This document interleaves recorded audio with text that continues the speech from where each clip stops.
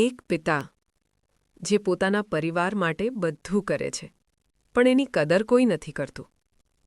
આ છે એક એવા માણસની વાર્તા જેનો ત્યાગ કોઈએ ક્યારેય સમજ્યો જ નહીં. એક નાનું પરિવાર હતું.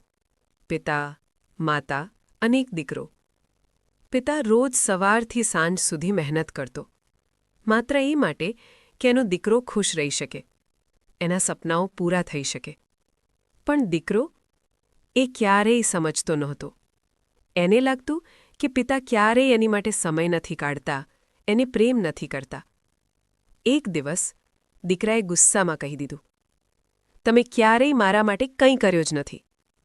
આ શબ્દો પિતાના દિલમાં સીધા વાગી ગયા. પણ પિતાએ કંઈ કહ્યું નહીં. એ માત્ર ચૂપચાપ ઊભા રહ્યા, કારણ કે એ જાણતા હતા કે એક દિવસ એનો દીકરો સમજશે. સમય પસાર થયો, દીકરો મોટો થયો. એક દિવસ એ ઘરમાં જૂની વસ્તુઓ શોધતો હતો. ત્યારે એને એક જૂનો બોક્સ મળ્યો. જિજ્ઞાસાથી એણે બોક્સ ખોલ્યો. અંદર શું હતું? જૂના બિલ્સ, લોનના કાગળો અને કેટલીક ચિઠ્ઠીઓ. દીકરાએ એક ચિઠ્ઠી વાંચવાનું શરૂ કર્યું. "આજે પણ મેં મારા દીકરાની ફી માટે લોન લીધી.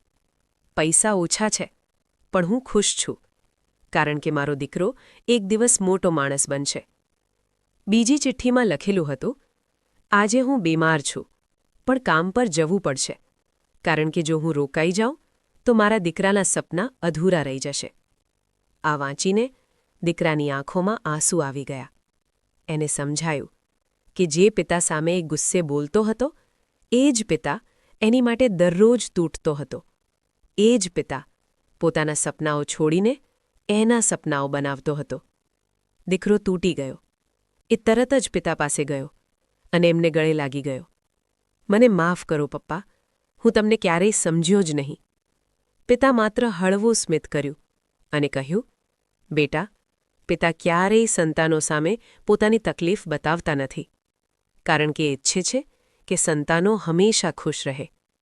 કારણ કે પિતા એ વૃક્ષ છે જે પોતે તડકો સહન કરે છે, પણ સંતાનોને છાંયો આપે છે."